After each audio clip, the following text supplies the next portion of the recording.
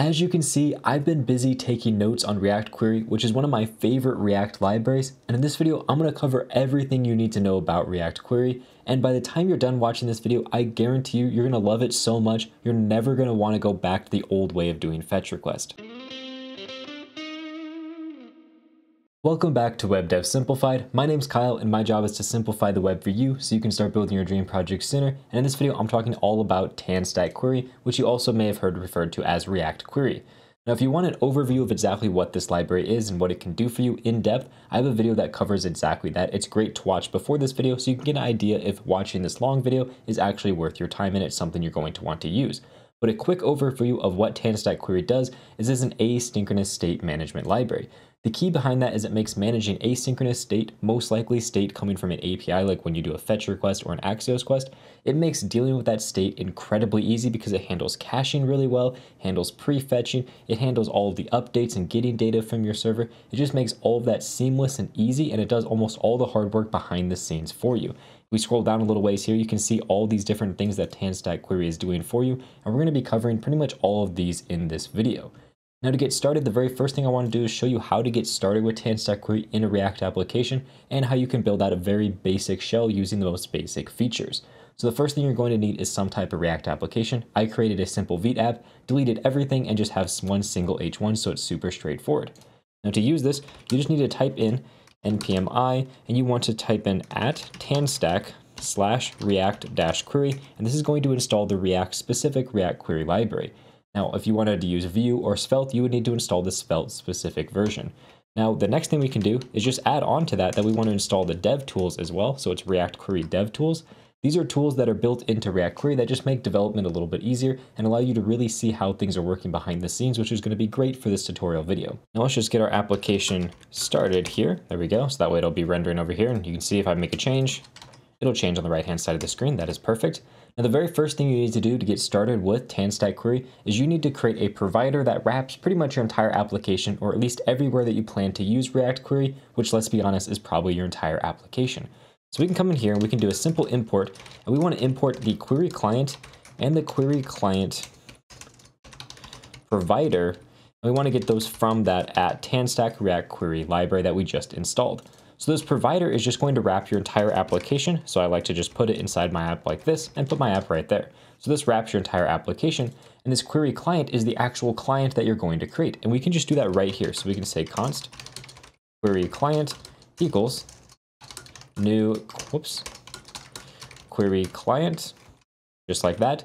And inside of here, you could pass some default values to your query client, but for now, we're going to leave everything exactly as is stock. So now what we can do is we can just pass in our client here, which is our query client. And if we save, you can see our application is working just like before, but now our entire application has access to this query client, so we can do all of the different things with React Query. So now with that done, I actually want to show you kind of the basic overview of all the different major features you can do with React Query. And then after that, we're going to dive into each individual feature, really going over exactly what's happening. I just want to do it this way so you can really see what you can do with React Query and why it's so amazing. So the very first thing I want to do is I want to create a really simple function called wait. This is just going to allow us to simulate some artificial load times. I could manually slow down my network speed, but this is just easier to do in my opinion and allows me to really fine tune what I'm showing you. So now the main two things that you can do in React Query is you can do a query and you can do a mutation. A query is just getting data from somewhere, and then a mutation is changing some type of data. So for example, if you want to get a list of posts, that would be a query. And if you wanted to create a brand new post, that would be a mutation. Those are really the only two things that you can do with React Query, so it's pretty easy to get your head around what's going on there. So for now, I'm just going to hard code our post data. So I'm just going to say const post equals an array of two different posts, super straightforward. And then what I want to do is I want to import what we're going to do. We're going to use query and we're going to use mutation. So these are two custom hooks that come from that React Query library, and they allow us to get data and change data. So let's first take a look at a useQuery. So we come in here and we call useQuery. useQuery takes in an object, and as you can see, if we come in here, there's a lot of different things we can specify on this object, but there's really only two things that you need to worry about. We have a query key, and this is going to be a key that uniquely identifies this query. In our case, we want to get all of the post. So we're going to pass this an array that the first value is post. This always takes an array. In our case, we're just getting post, so we're passing it the label of post. Like I said, I'm going to talk more about exactly what all this does later, but the main thing to know is this is just a unique identifier for your query. You could make it have multiple things in the array, it just needs to be unique. The next thing that we're going to need to do is we're going to need to give it a query function. This is the thing that is going to run to actually query our data. So in our case, our query function here, we just want to return a promise. This always accepts a promise. So it's any asynchronous code, that's why it takes a promise. So let's pass it a function here. We can use that wait keyword. So I can say wait 1000, that's going to wait 1 total second. And then after that 1 second has elapsed, I just want to return all of our different posts in a brand new array. So we're just going to be getting all of our posts after a 1 second delay. That's all that this is going to be doing. And then this is going to return to us a bunch of different information. I'm just going to call this my post query, if I can spell properly, just like that. And if we come down here and I say post query dot, you can see I have a ton of different information related to what's inside my post query, but some of the main ones you see is like data, error, success, loading, and so on. So if we just give this a quick save here, you'll notice everything appears to be working. We're not getting any errors, which is really great. So let's go ahead and actually implement this post query. First, I want to have a couple if statements. So if my post query dot is loading, well, that means that I'm currently in the loading state. So what I'm going to do is I'm just going to return an H1 that says loading, just like that. And now if I save and I refresh over here, you can see we get that loading text for 1 second, then my post returned, so we're no longer in the loading state. Let's do the same thing for if we have an error. If we have an error, I'm just going to return here a pre-tag, and this pre-tag is going to JSON.stringify my error. So we could say post query.error to get the actual error itself. So this is going to be like your generic error message or whatever is returned. I'm going to put this on another line so it's a little bit easier to read. There we go. So now if for some reason this returns an error, so what we can do is we can just make this reject a promise. So we can say promise.reject error message. Now if we give that a quick save and we refresh over here, we're going to load for a while, and it's loading, it's loading, and loading, and eventually it's going to return to us our error message. Now you will notice the loading is taking much longer, and that's because it constantly retries over and over and over again to make sure your function fails multiple times. So it'll do multiple retries of your query function, and it'll wait between each retry until it fails multiple times in a row, and then it'll return to your error. And that's why you saw that loading took much longer, because it was trying it, and then it waited, and then it tried again, and then it waited, and then it tried again, and it failed the third time, so it showed me the error message. That's a really useful feature to have those automatic retries built into the system. Now let's obviously bring that back, so we are returning our post just like this. So now after 1 second, it'll be finished loading, and now we want to show some information related to our post. So I'm just going to put a div here, and inside of here, what I want to do is I want to loop through my post query.data. This is going to be all the different data.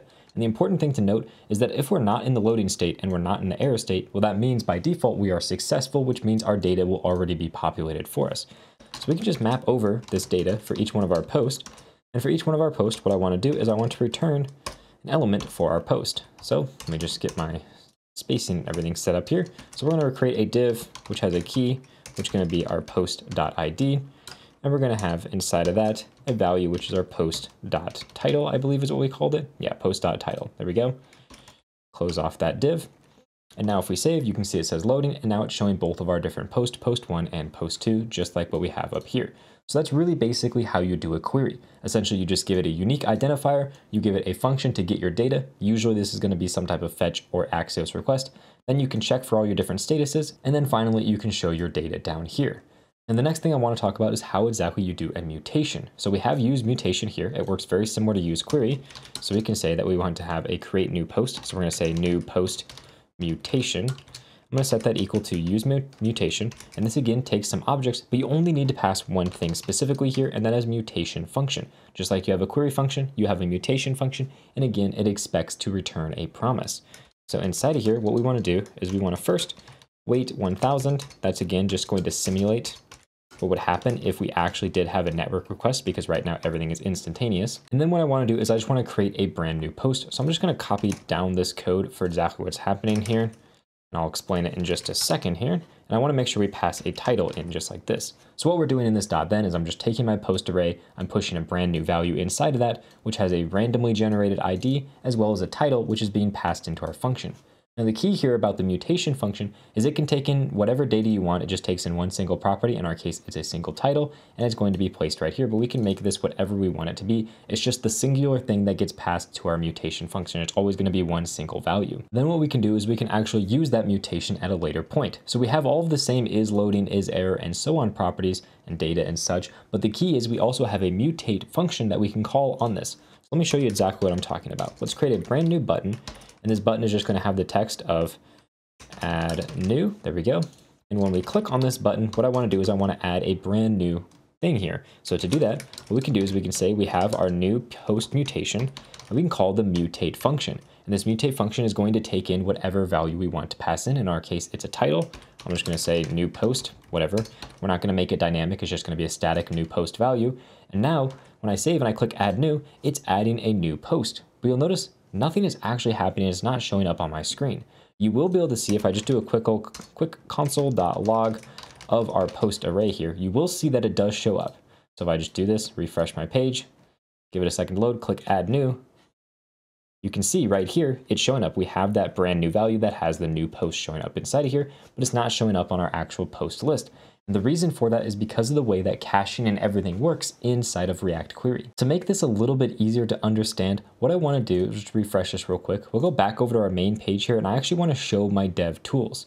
So what we can do is we can come in here with another import, and this one is going to be from that dev tools version. And I just want to import our dev tools, and we're just going to add this as a single component into our page, just like that. Now, if I click save, you'll notice if I move my camera out of the way, that we have a bunch of dev tools showing up on the very bottom of our screen. And these dev tools essentially allow us to see exactly what's happening with all of the different fetch requests and queries and mutations and everything on our entire page. So you can see we have this post request here. I'm just going to expand my page and move my camera even further out of the way. Let's just get rid of it. There we go. So with our post, if we click on this, you can see we have a bunch of different details. You can see what my query, key is right here. You can see all the different data being returned to it. You can see that it is currently in a stale state, and we can refetch it and validate it. So if I click refetch, it's going to refetch that data for us. If I invalidate, it's going to make it stale, which will force it to be refreshed on our page. I can remove it and so on. So I can do everything I want inside of here, but the big thing is I can really see what status everything is in. And you can see currently this is in some stale status. Now let's go ahead and close out of that and get our code back to where we had it before. I'll bring my camera back and I'll put it back in the corner for us. Now understanding how all of this data is cached helps a little bit because now we know why our data isn't being refetched automatically for us. And that's because we have this query key of post right here. And it queried out all the information for our post, showed it on our page, and it was like, okay, we are good to go. This mutation is changing our underlying data for this query key right here. So what we really need to do is we need to set up an onSuccess. And this onSuccess is saying whenever we have some successful data, what do you want to do? And in our case, I want to just invalidate the query that we have here. And to do that, we need to use the useQuery client hook to actually get our query client. So we can say const query client equals useQuery client. And this is essentially just going to return the thing that we created right here. That's all that's going to do. But it does have some nice functions on it. So we can say .invalidate queries. And what we want to do is we want to invalidate the posts query. So whenever we have a successful mutation where we add a new post, I want to invalidate my old post. So now if I click add new and I wait for all of my different waits to go through, you can see it refetch that data immediately for us. If we go ahead here and we come in and we make sure that we disable this button whenever we're loading, so we can say new post mutation dot is loading, it's going to be disabled. So now if I click add new, you can see it is currently disabled. And now it finished adding the new, and now it's refetching in the background to get that actual new thing. We can just do a refresh right here, and I can actually show you right here, if I move my camera out of the way again, exactly what's happening in the background. So when I click on add new, you can see it's now refetching all of the information for my post, and that is how I get the new post. So every time I click add new, it's going back and refetching all of that different data for us and showing up that new post in the list. Now I know all this may seem a little bit complicated, but this is kind of an overarching view of exactly what you can do with React Query. You can see that you can make queries, you can make mutations, and you can actually modify in the underlying cache of how everything works behind the scenes.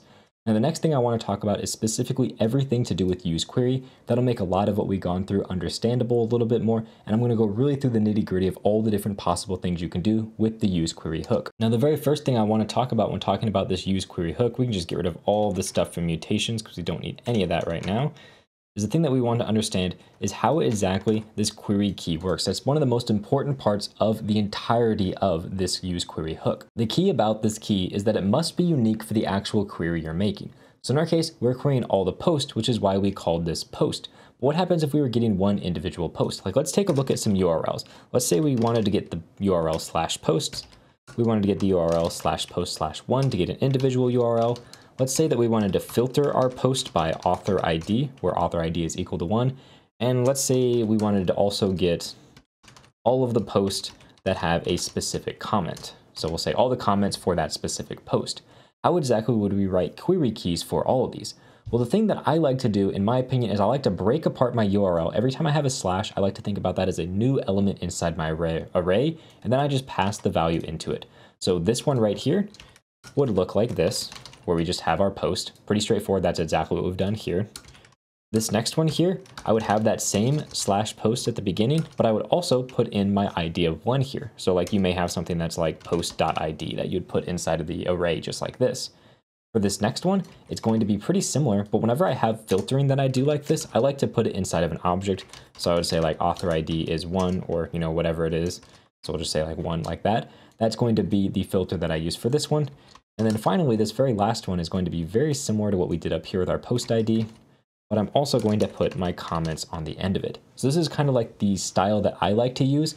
The main thing that you want to realize is whenever you pass data like a post ID or an author ID into your query key here, you want to make sure that whatever function you define actually uses that data. That way you can make sure that your actual key and the thing that you're querying in your function, they're synced up together. And that way when you need to do some type of invalidation, you're invalidating all of the queries that have that particular key. Now our query function here, that's something that we've already talked about. The key is that it must always return a promise, because this is going to be for asynchronous data. And it actually does take in a parameter inside of it. So what I can do is I can just print out that value. We can just say object.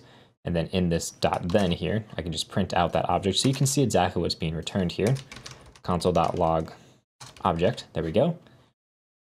And I make sure that this is a return. And now if we just inspect our page, go over to the console, make sure that I do a refresh here. There we go. You can see that it's returned to us a bunch of information. We have a meta, we have a page param, we have a signal. None of those are important at all. The real key here is that we have our query key. So if for some reason you needed to access whatever you pass into your query key, you can do that right here by just saying query key just like that. This is something that you'll use fairly often, I would say, so it's important to know that it exists. The other important thing to note is if you have any errors that are thrown inside of here, or if you reject a promise, those are all going to show up in the error object down here for your actual query. And if you're using something like fetch that doesn't actually throw errors by default, that's something you want to make note of and actually throw those errors. But generally, you're probably going to use something like Axios instead of fetch, and in that case, you don't have anything to worry about. And then lastly, I kind of want to talk about some important properties here. So if we say post query dot, you can see we have our data, which is really important. We have our error property, which is also important. We have a bunch of statuses, so is error, we have is loading, we have is success. Those are all really useful. And then we also just straight up have a status property, which we can compare to error, loading, or success. So we essentially have ways to check all of our different states, which are really useful, as well as get the data or error based on what state we're in. Now, one of the last useQuery specific things that I want to talk about is actually how all of this state management for stale, fetching, invalidated, and so on work. And in order to understand that, I actually need to change my code a bit. So I'm going to modify the code and then bring you back here. Okay, so here we go. I have quite a lot of changes made to the code, but they're going to be fairly straightforward changes. Essentially, we have two different lists that we can show, and these lists render almost exactly the same code. Like if we look at post list 1, you can see it's very similar to everything we've talked about so far. It's rendering out our loading and our error state, and it's showing my post down here. Super straightforward stuff that's going on. The list 2, it is literally the exact same code. I just changed the number here to 2. So it's using the exact same query key, which is the important thing. These two things, they use the exact same query key, but they're on different pages and they cause an entire app refresh. So these are the same query key, but they're in two different locations in our application. That's really important to how this is working. Then I just have this get post function, which is just querying a simple API for us and returning us to a list of all of our different posts. Pretty straightforward stuff that's going on. And as you can see, when I change between these pages, my list is showing up just fine. Now, if I wanted, I could slow down my network speed. All I need to do is just change my throttling here to like a slow 3G. And now when I swap between these pages, if I just give my page a refresh first, so it's going to refresh my entire page, that'll take a little while. And now when I swap between pages, you'll see the loading state and so on. So if I give this a second to actually load up real quick, it takes quite a while when you're on that slow 3G throttling connection. But once it loads, you'll see that it'll say the text loading because that's what we're rendering right here. And then once it's done loading, it'll show post list 1 because that is the default page that I'm rendering right here. There you go. You can see it just popped up. It said loading and then it actually loaded. And if we look here, you can see that our post query is currently in the stale state. Now, when I go to my list number 2 and I click on that, you're going to notice my data is here. It's populated just fine, but I was in the fetching state for a while before it went back to stale. And that's because React Query is smart enough to refetch your data in the background. Essentially, what that means is when you swap between different pages or any time that you need to refetch your data, so if you remount a hook, so in our case here, we swap pages, which means we're doing this useQuery hook for the first time, so it's being mounted. So it's saying, hey, is this data stale? In our case, yes, it is stale. So what you should do is refetch that data. And then once the data is refetched, it's going to show us the brand new data on our page. Also, if I unfocus my page and refocus, that's going to cause it to refetch again. Or if for some reason my page lost internet connection and then reconnected, obviously it'll do some refetches in that case. Now, the important thing about this though, is I have my post here cached. Everything at this query key /post is cached and stored in memory. So when I swap pages, it can show me the cached version of that page while it refetches in the background and then shows me the new data once it's actually finished fetching. This is really neat, really powerful, and something that's an absolute pain to write out on your own. You can actually see all this fetch information. If I just come in here, post query.fetch status, you can see that that is going to be equal to fetching, idle, or paused.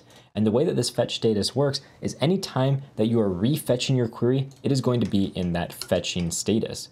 If you are currently not doing anything, so for example, you're not fetching, it's already done, it'll be in the idle status, or if for some reason like you lose connectivity to your internet, it'll be in the pause status if it was in the process of fetching and then for some reason was not able to finish. So to understand the entirety of how the fetch status and the actual just normal status work together is when your component very first mounts, what's going to happen is your fetch status is going to be in that fetching state and your status is going to be in the loading state, because the first time you load the page, it's going to fetch the data and it's going to load the data. This is the very first time that anything with this query key is loaded.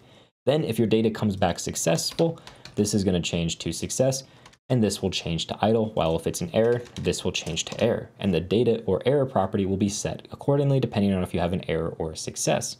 Now, if you go ahead and you load a new page that uses this query key, and you already had a success, for example, the status will stay success, but your fetch status will change to fetching because now it's refetching the information in the background. Once it's done fetching, this will change back to idle and it'll update your data as well as your status depending on what actually happened. Now, you probably did notice an interesting fact though. As soon as we fetch data, it immediately goes to stale instead of staying fresh, and that's the default behavior. If you don't want that behavior, what you can do is you can actually change how your stale timer is set up. So in our case, we can change it as a default by coming into here. All we need to do is we need to change our default options.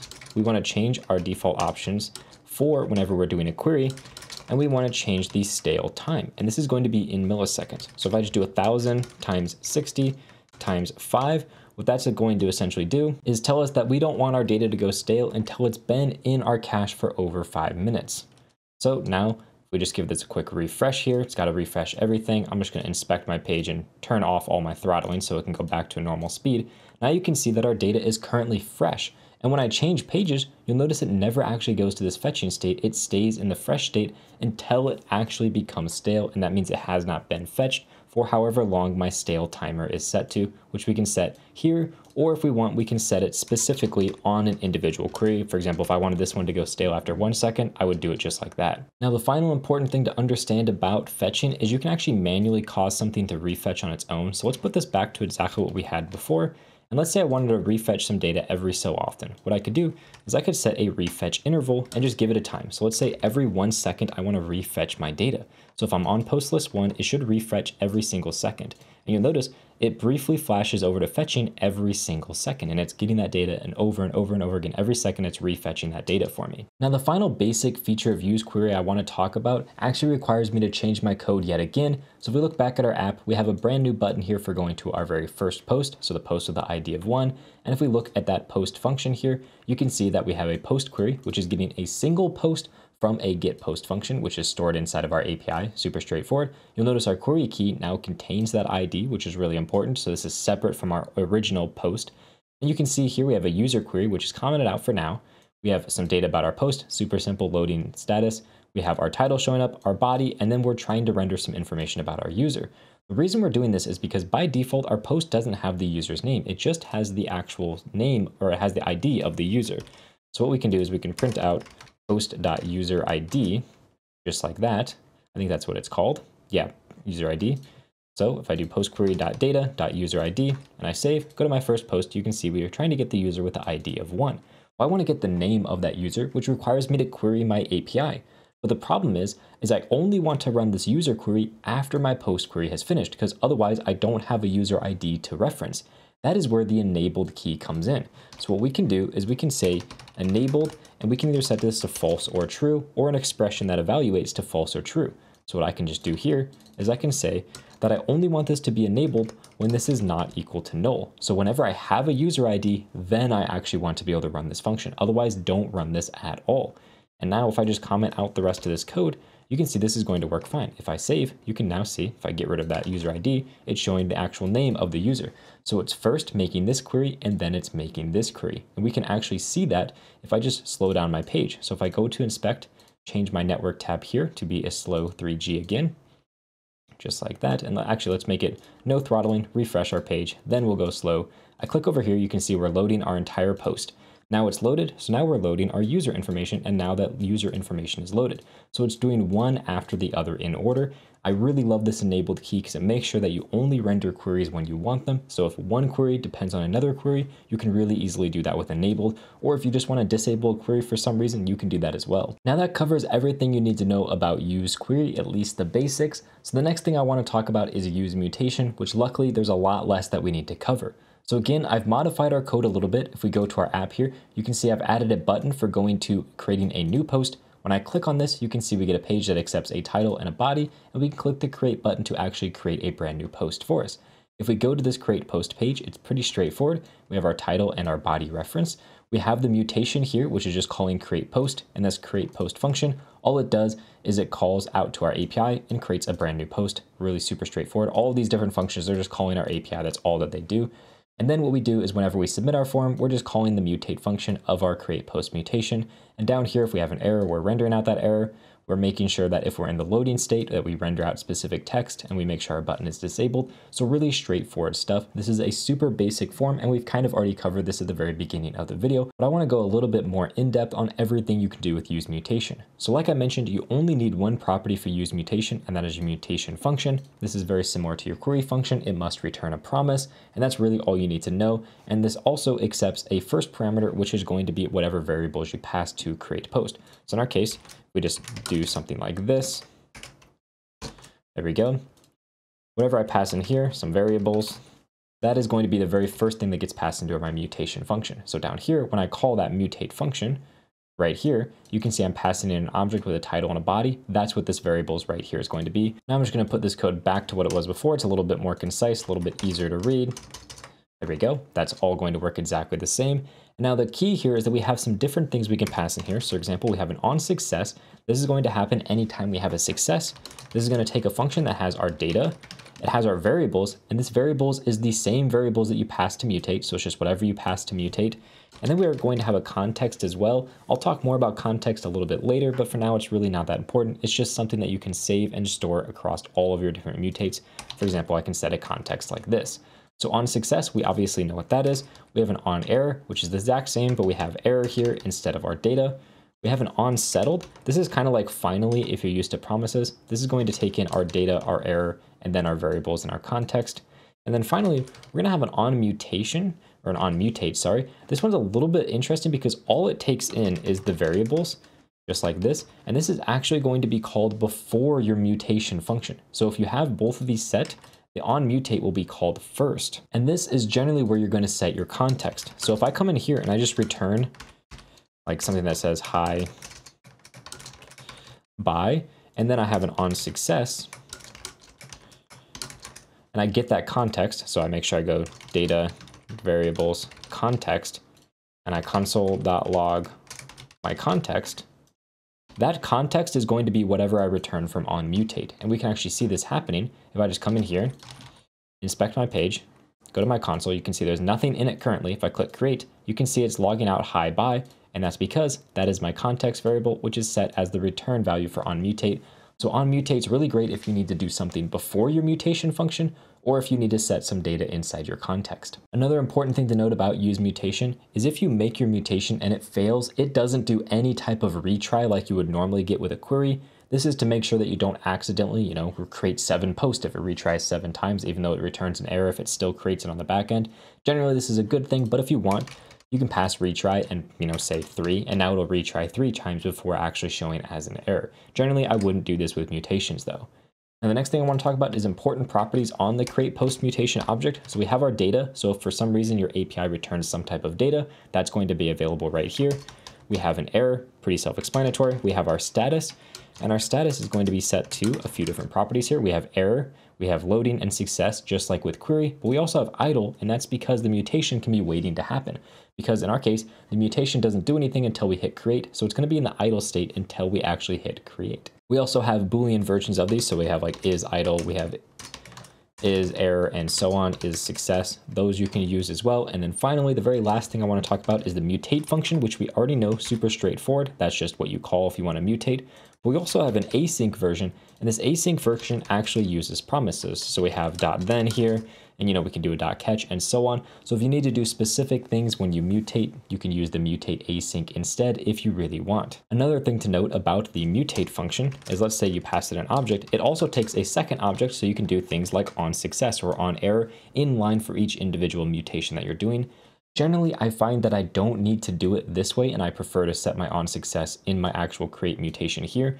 But if you need to do it at the actual moment you call mutate, you can do that as well by passing a second property to the mutate function. So to kind of understand exactly what's going on here, let's say that whenever we successfully create a post, I want to render the page for that post. So let's get rid of this on mutate. We don't need that. We don't need any of this variables or context information. We just need our data, which is going to be the post that we just created. And what I want to do is I want to go to that post page. So what I can do is I can make sure that I pass in the ability to set the current page. And if we go into our main here, our app, we can make sure we just pass set current page equal to set current page, just like that. So now whenever we create a post, we have that being passed along. And inside of here, what we can do is we can set the current page to the current post that we're going to. So in our case, we want to render out post, and we want to pass in the post ID that we're using, which in our case is just ID. It's just data.id, I believe. So now if I just make sure that I import this post object here, there we go. And now I save, let's just say new post, body is new. And if I click create, you can see we have an error. Looks like down here, I just have to say create post mutation.error. So I messed that up. So let's actually see, it looks like we probably had an error when we created our post. So let's just say AAA, great. And that actually worked that time. So I had an error for some reason, but now I don't. But as you can see, it brought us to that post page. And as you can see, it's showing all the information for that post. If we go back to our list, you can see that that data is there. You'll notice something really interesting. Let me just refresh my page real quick. I'm going to do an inspect, and I'll create a post. But after I create the post, before I go back to my post list, I'm going to turn us onto a slow speed. So slow 3G. And let's go back to our list. We should have an ASDF on our list. So if I go to post list 1, you can see that there is one there, but that's the old one. And then it took a while for the new one to show up. So let's create a brand new one. This one I'm just going to call a bunch of bees. So it'll be really easy. This will pop out. If I click create, you can see it's loading. It'll then bring us to that page, which is going to have some more loading for. But now we have this post. So let's go to our post list again. You'll see there's no bee post anywhere at all. And then it pops up after a while. That's because it's doing that refetching in the background for us. And then it's getting the new data, realizing the new data is different, and then updating our UI with that new data. Now, doing it this way is fine, it'll work, but it's not the ideal user experience. I probably want to show that this is old data and invalidate this so that it'll reload every single time immediately. This is especially important if you have an actual stale timer set up so your data doesn't immediately go stale. This is because invalidating the query will force it into that stale state. So if we come into here, and I actually go back to what we had before where we had that long stale time. Now if I just come and I look, move over my camera, you can see that this is currently in the fresh state. It is no longer stale. Let's create a brand new post. We'll give this one a bunch of C's, and I'll click create, and you'll notice if I go to my post list, that does not show up, and it won't show up until this data is no longer fresh and it becomes stale, which is going to take 5 minutes. That's obviously a horrible user experience, which is why you want to invalidate your queries. And pretty much any time you do a mutation, you're almost always going to want to invalidate any query related to that mutation because you're obviously changing the data of that query. So in order to do that, let me just move my camera back here. What we need to do is we need to import the useQuery client hook. This is something we've already done at the very beginning of this video. So we want to get that query client from the hook there. And then we can call the invalidate queries, and we can pass it in our query or our query key, which in our case is our post query key, just like this. So now if I just come over to my page and I inspect, if I go to the dev tools and I look, this is currently fresh. And I'm just going to refresh our page so we're super straight. Here we go. We have a fresh query. Let's create a brand new post. CCCCC. Actually, let's just make it a bunch of Ds. There we go. Click create. And now you can notice over here, my actual post, this is going to be considered stale. It is inactive right now and it is not fresh data. And we'll be able to see that if I inspect my page, go to the network, we'll make sure that we go on the slow 3G, go back to my post, you can see it's refetching that data because it's stale. And now my new value with its bunch of Ds is showing up just like it should. So by doing that invalidation, we forced it to be marked as stale, which meant as soon as it needed to be re-rendered on the page, it actually showed up and rendered that data for us. This will also have a slightly unintended side effect though. Let's say that we come in here, I'm just going to refresh my page, get everything back to normal. And what I want to do is I want to query my first post. So see post of 1, that is currently fresh data. And now what I'm going to do is I'm going to create a brand new post. Well, just doesn't really matter what this is, create it. And now what I want to do is I want to again throttle my page. So we can do here, slow 3G, and I want to go back to that first post. You'll notice it's refetching that data. And that's because this data is actually set to be stale. And the reason for that is because of the way that we invalidated our data. So let's just put this back to how it was with no throttling. And we'll come back over to here, move my camera over. There we go. You can see that when we invalidated our queries, we passed it this post array, just like this. And what this does is it actually invalidates everything that starts with this in the array. So every array that starts with post is going to be invalidated. And if we look here, this starts with post. So it's going to invalidate all of our individual queries here as well. This is why when you do invalidation, this actually takes a second argument with a bunch of different filters that you can do. And in our case, if we say exact true, that means it's only going to invalidate the query that has that exact query key right here, instead of just starting with that query key. As you can see, there's also a bunch of different options here for different things that you can reset if you want to. It's entirely up to you, but there's a bunch of different things you can do. In our case, we just really care about exact true, and that's what we want to do right here. Now, another important thing to know about mutations is if we go back here, I'm going to make sure we throttle this page to be really, really slow again. But what I want to do is I want to create a new post. It doesn't matter what the name or title is, but you'll notice when I create this post, and when it goes to the page of the new post, it needs to reload and get that data. So it's pretty slow. And the reason for that is because I don't have that post in my cache. But at this point, when I finish my mutation, I obviously have this data. So there should be a way for me to put that data into the cache, and luckily there's a way to do that with React Query, and this is called manually updating the cache. So what I want to do is I want to take my query client, and I want to specifically set some query data. So in our case, I'm going to set query data, and this query data is going to be for post, and I'm going to do it at my new post.id, or actually data is what I called this. So this is the query key, and then I want to actually use the data I'm going to use at that query key, which in our case is new post.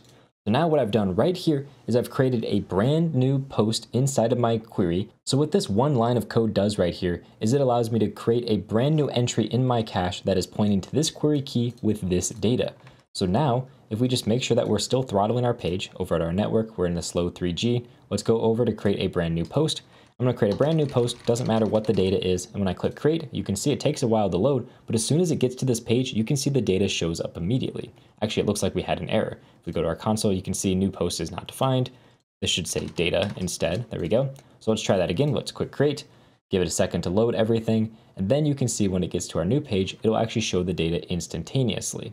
Any second now, there we go. You can see it instantaneously showed that data, which is great. It still had to load the user because that wasn't in my cache, but all the data for the post was instantaneously shown because it was already set manually inside of my cache. Now, the only other thing that you can do with this set query data is you can actually pass it a function, and this function will take in the old data as its property right here. And that's really useful if you need to make changes to the old data by passing in some new data. So like if you want to combine together the two things.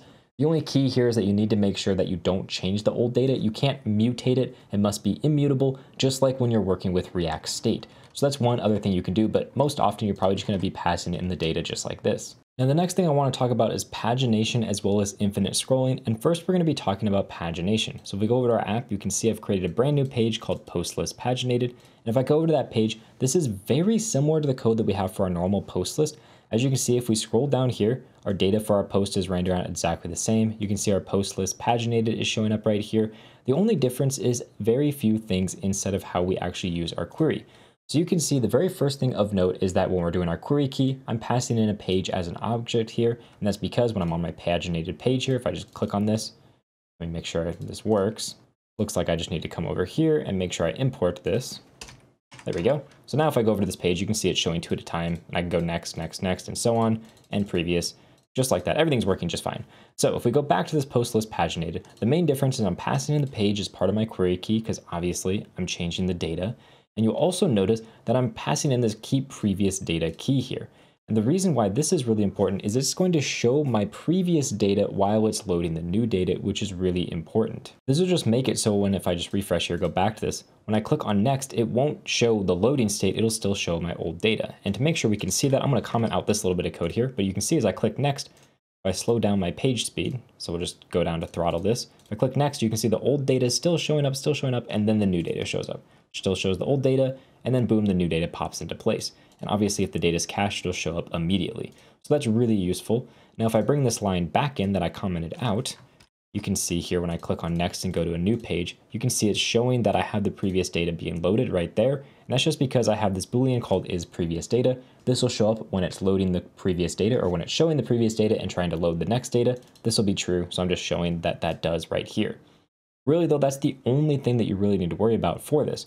Also, you're going to want to know if we have a previous page or a next page. I just have this baked into the API. It's going to tell me if there's a next page or a previous page. It's returning as part of the data. But really, the only thing you need to change when you deal with pagination is you need to put the page inside the query key. You need to make sure your query function deals with the page, and you need to set keep previous data to true. And optionally, you can use this isPreviousData. Otherwise, everything stays exactly the same. So pagination is super easy with React Query. Now, the next thing I want to talk about is infinite scrolling. I've changed our code to add a button to go to this infinite scrolling page.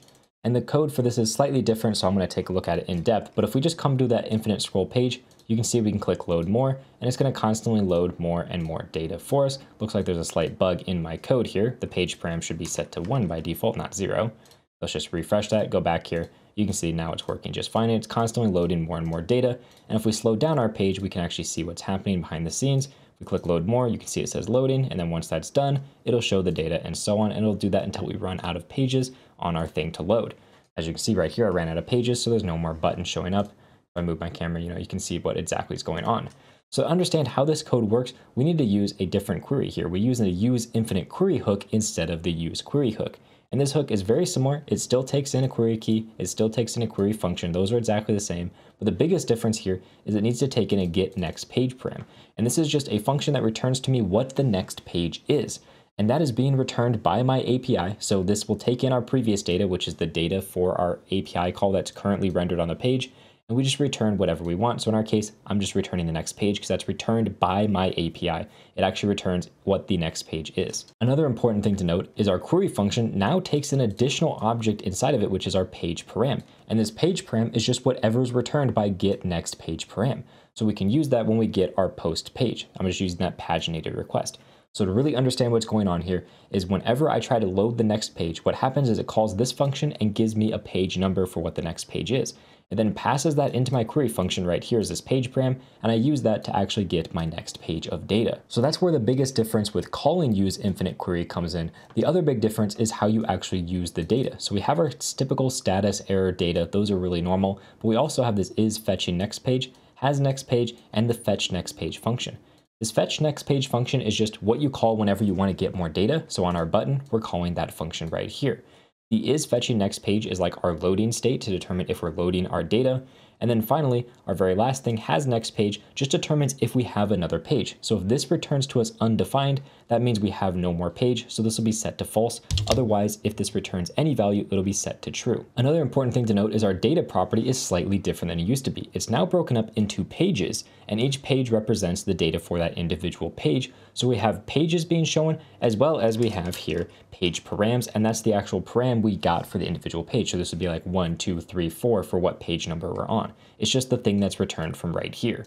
So we need to make sure we do our data slightly differently because we need to loop through each individual page. Another important thing to note is we can actually go backwards by getting previous data by using the getPreviousPage param, which works exactly the same as next, but it's for previous. And we also have the has previous page, and is fetching previous page as well if you wanted to go forward and backward with your infinite list. Now that covers all of the basics related to React Query, so I want to cover a few advanced features that are really useful that you're probably going to run into with your projects. And the first one is the useQueries hooks, which is very similar to useQuery, but it's one you need to run multiple queries at once. Let's just go to my post list page. And what happens if I wanted to run a query for each one of my posts that are returned from here? Well, you would think I would just do a post query, and then I would get the data, and then I would map through that data. And for each post, I would run a query inside of here like this. But the problem is you can't use hooks inside of anything like a function for mapping or a for loop or an if statement. You just can't use hooks that way. So to get around that, you need to use the useQueries hook. And the useQueries hook is very similar to useQuery, but allows you to just pass it an array of queries that it's going to run. So I can do the same exact thing here where I map through my data for each one of my posts. So I could say, for example, post like this, and I want to make sure I pass this as my queries property, just like that.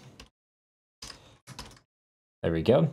So inside of here, I just need to essentially return an object. And this object works just like the normal useQuery that we have. So for example, we have a query key, which in our case is going to be post, and it's going to be post.id. We're also going to have our query function, which in our case is going to be getPost. There we go. And this getPost function needs to take in our post.id. There we go. So we're passing it all the normal things we would pass to our query itself. Then what we could do is we could actually get those queries. So we could say const queries is equal to this. And I could just like say console.log queries.map. And let's say that we wanted to get the data, for example. So we could just get the data from all of our different queries like this. And if I make sure I put in some question marks inside of here, hopefully this should work. I just give this a quick save, go to my post page 1. Of course it does not. That's because if this data is null, I obviously want to return an empty array. So we'll just say that we're going to return an empty array if this data does not exist. And there we go. Now we have our post list showing up. And if I inspect my page and I go to the console, you can see we get an array with 17 different data values. All of them are undefined. It doesn't really matter what the data is, but it's showing you that it does work. It's because getPost is not defined. There we go. So now if we inspect our page, hopefully that should work. We have arrays of values. If I refresh our page, you can see that now it's showing all the different data for all of our different objects because it's querying all of them for us. So if you need to do a bunch of different queries inside of an array, you need to use useQueries instead of using an actual array syntax, and then you would pass the array inside right here. This is much more common if you, for example, have a list of IDs that you want to render. You probably wouldn't do it in a scenario like this. Another thing that's really common that you may want to do is actually prefetching data. So let me just get rid of all of this nonsense that we had here. Everything is working just as before. There we go. I want to go back to my main app page. And let's say whenever I hover over a link, I want to actually query the data for that. So when I hover over my first post, I want to actually get the data for that by prefetching that data. So on mouse enter, what I want to do is I want to call on hover post one link, which is just a function we'll create up here. On hover post one link. And what I want to do is I want to prefetch my data, and to do that I need to get my query client. So I can say query client equals useQuery client, which I'm just importing right up there. Query client dot prefetch query, and the way you work this is you just pass it in some options. So we have our query key. Query key. This is going to be for our post at the very first index. And then what I want to do is I want to pass it a query function, which in our case is just getPost. Make sure I import getPost. There we go. And this getPost, I'm just going to be passing in 1.